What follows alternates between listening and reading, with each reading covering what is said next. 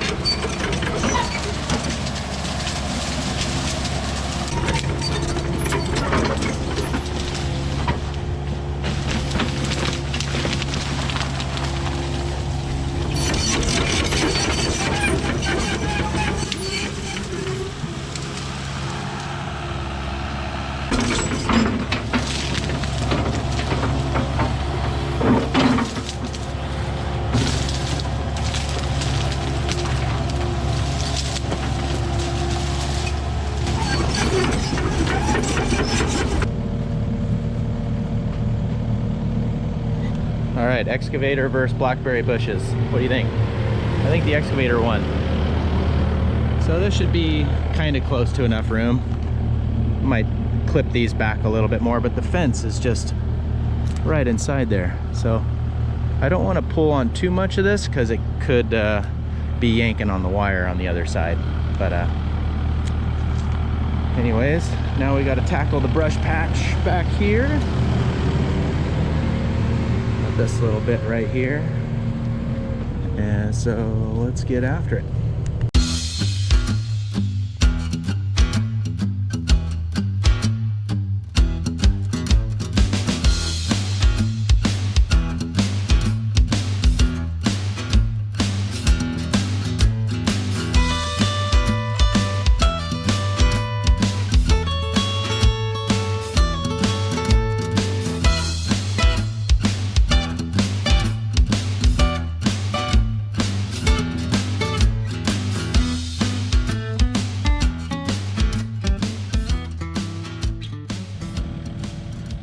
The owner and I got the brush cleared, and we just finalized this layout.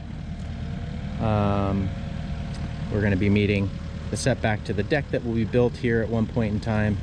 So things are looking good. Got to get started on the digging. Tanks are going to be here in about 2 hours. So I'm going to dig the septic tank from that side of the hole, and then I think I'm going to cross over here to where I'm standing now and dig the sump tank hole and throw the dirt back up over here. So well, let's get started.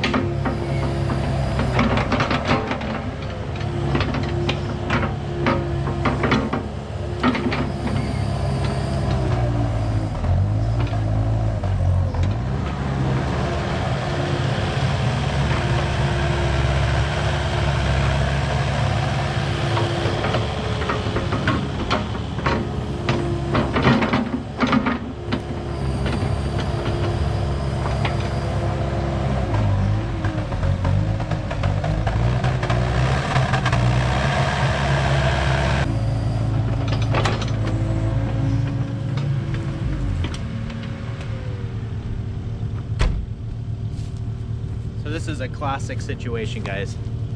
I got 2 tanks coming in 2 hours, and I think my fuel filter on this is buggered up. And now I'm having to run it at a lower RPM so that there's not as much demand from that fuel filter to keep the machine running. So now we've increased our challenge, and let's hope, fingers crossed, this thing makes it through and we can get these tank sets, because the tanks have probably already left their yard and they're on their way right now. So let me get back to digging.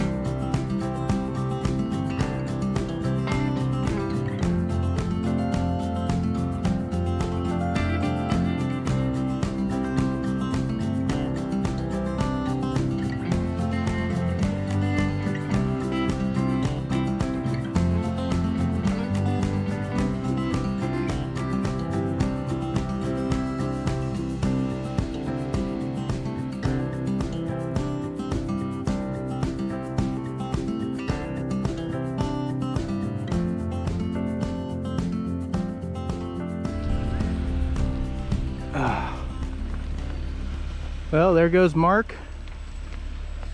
Great job, Mark. That guy's awesome. He just set our tanks right here. And yeah, that's how it works. Pretty easy, right? Dig a hole, level it out, set them in there. Anybody could do it. Very easy, nothing to it. It gets a little trickier, different situations. This particular site is pretty straightforward. A little tight getting in the driveway, but we didn't have to deal with high groundwater or cave-ins or heavy rock or giant tree roots or anything, so love it. The dirt was like butter, so easy to dig. I hope every person that operates excavators or heavy equipment gets a chance to dig in butter dirt like this. If they're not in butter dirt country, I hope they get a chance to do that before they stop digging with excavators. It's a wonderful thing. Anyways, there it is. This is just sitting there. Yep, that was a piece of cake. It was actually nice having the property owner here. I could tell he really cared about the alignment of the tanks, which is same way I feel anytime I'm out on a job. So Sam helped me get these tanks lined up just perfect, and it was a piece of cake. So we have a 1,200 gallon septic tank and a 1,000 gallon sump tank. Our building drain line is gonna come out from there, tie right into our inlet. There's a 2-inch elevation drop in the tank, so the outlet opening is about 2 inches lower than the inlet opening. And I dug the sump tank hole just about an inch or more, inch and it turned out to be an 1.75 inches lower than the septic tank hole, and that put our inlet just low enough for us to have the minimal fall needed to go into the sump tank, and I have to get running, head off to the supply house and pick up some goodies to build the sump tomorrow. Tomorrow's Saturday. I'll be working on Saturday again. Can't seem to get away from that at the moment, but that's all right. Got to strike while the iron's hot, they say. And since it's not raining and the ground's not muddy, I need to be working. So let me run off and I'll be back tomorrow.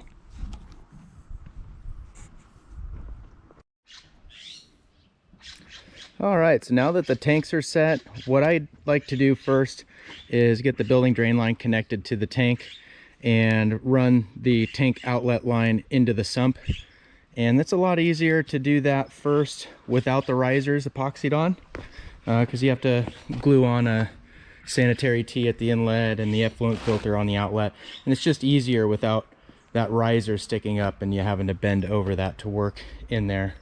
Plus I have to crawl inside the sump tank and set the drop down sanitary tee on the inside inlet of the sump tank and set the pump pedestal down in there.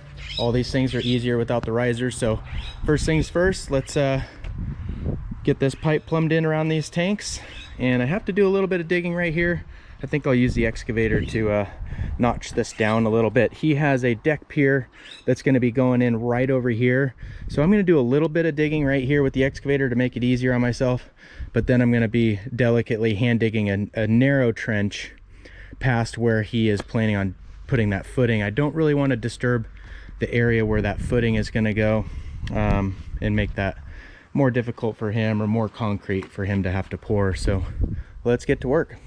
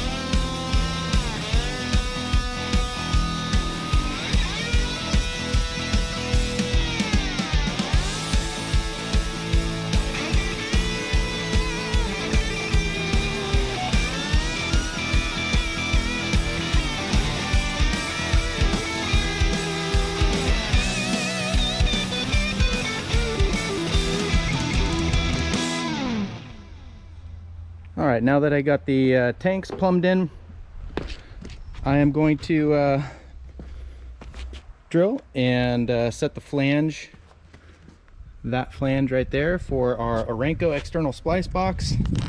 I've just pre-drilled this small little hole right here. Now I'm going to throw on my big hole saw bit and drill that out, because what I want to do is I'm going to mix up one MA320 epoxy kit, and I'm going to get this riser installed, and at the same time I'm going to epoxy that flange on. Then I'm going to go ahead and mix up another bag for this riser and then another bag for this riser, and probably install that effluent filter located over there before I put this riser on. So let's do it.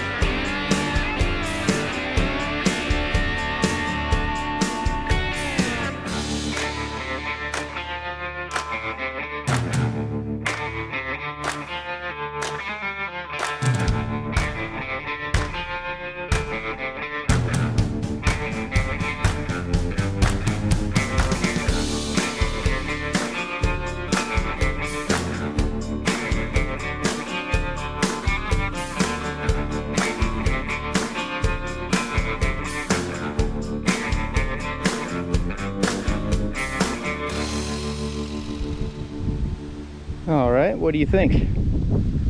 You could probably tell by the shadow, it's getting a little late in the day. Got our building drain line in here. I believe when the owner poured this foundation, or whoever poured it, that chase pipe, looks like a 4-inch SDR 35 pipe in there, is kicked up a little bit. It's either level or there's something underneath that 3-inch ABS pipe, but I believe that is kicked up a little bit. That's going to have to get pulled back, and a little bit of saw cutting or concrete demo just right there so that pipe can be angled downwards. So that needs to be done. I didn't want to connect to it. I was ready to, but I think that needs to get addressed. So got the inlet sanitary tee in, and the bottom of that tee is down into the liquid layer. The liquid layer is between the scum layer floating on top and the sludge that settles to the bottom of the tank. It's important to have that sanitary tee on the inlet end of your tank, and it's important to have a sanitary tee on the outlet side of your tank as well. This happens to be a Tough Tight effluent filter. I think it screens down to 1/8 of an inch. Our county code requires a filter that screens at least to 3/16 of an inch. So this filter meets that requirement, and it's NSF rated. We have 2 long sweep 4-inch ABS elbows resting on what I like to call a shelf here. This shelf is gonna help prevent this pipe from drooping or sagging down. We have just a little bit of fall, about 1 3/4 of an inch, maybe 2 inches from the outlet to the inlet. This is just going to be liquid. On the inside of the sump tank, I set a pump pedestal down there. I also set the inlet sanitary tee on the sump tank with an extension on it. That extension goes down pretty close to the bottom of the tank, and it helps prevent ripples across the surface of the water, which would disturb your floats. So you want that extension on in a sump tank that's built like this with a submersible kind of freestanding pump. If you had a pump vault in here, like a filter cartridge, a biotube pump vault, you wouldn't really need that inlet sanitary T extension. But here we put it on. This is kind of like the classic traditional way, I call it, that sumps are built, but they're getting fancier and fancier these days. We put in the external splice box made by Orenco. Has a little set screw right here so I can Velcro up all my cords, which I'll do once we get the float stand in there. And that's pretty much where we're at right now. I have a little bit of rapid set non-shrink grout left over. I have this little bucket I purchased from Ace. And what I'm going to do is mix this rapid set grout, pour it into this bucket, and I'm going to stand this 1-inch PVC pipe straight up in the bucket. I'm going to notch the bottom of that 1-inch PVC pipe just a little bit with the handsaw, but that 1-inch PVC pipe is going to be anchored down into that rapid set, and I'm just going to sit there very patiently and hold that 1-inch PVC pipe vertical for maybe 5 or more minutes. The rapid set non-shrink grout, for those of you that have used it out there, know that it sets up very quickly, and you can't mix it and run off somewhere and do something else, because you'll come back and it'll be rock solid. So I'm hoping it dries up and sets up fast for me this go around. At the top of that 1-inch PVC pipe, I'm going to use a couple of these 1-inch 90s and some short nipples, and that's going to loop up and over the top of my valve assembly right here, and I'll be able to grab a hold of that float stand and lift it up and out of here. That rapid set grout in the bucket will be the anchor, the weight holding the floats down in the bottom of the tank. So let me get started mixing a little bit of rapid set, put you back into high speed, and we'll try to get a few more things done before it gets too late in the day. But it's a beautiful afternoon for sure, and gonna get back to it. All right.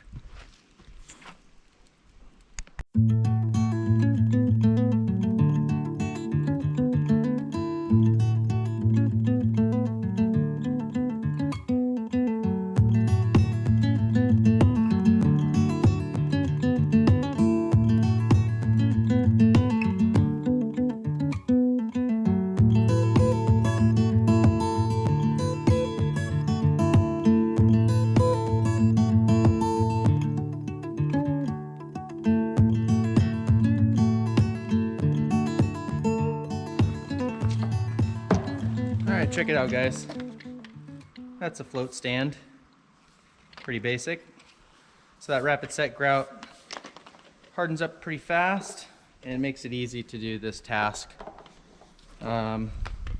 Used a couple Orenco 1-inch float collars here to grab a hold of these floats. We have the pump on and off, that's the bottom float. And then we have the high water alarm float. And I'm just going to drop it down in here. And as I drop it down, if you notice, the floats are hanging out into the main part of the tank. Why I like to do that is because they're going to be swinging up and down, and I don't want them swinging up and down like near or in the direction of the pump, which is back over here.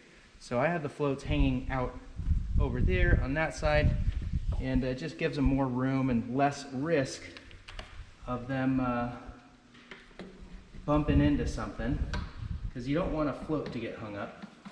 And if you notice, this float stand is just 1-inch PVC pipe. Real simple setup here. You just use a couple elbows and you make like a little hook. And that little hook comes down right over the top of the valve assembly where your union's at. Real easy, just sits right down there. And then I have my 2 float cords, which now all I got to do is run these float cords up into the through the gas tight fittings, stub them out of the top of the splice box about 7 or 8 inches, and that's ready.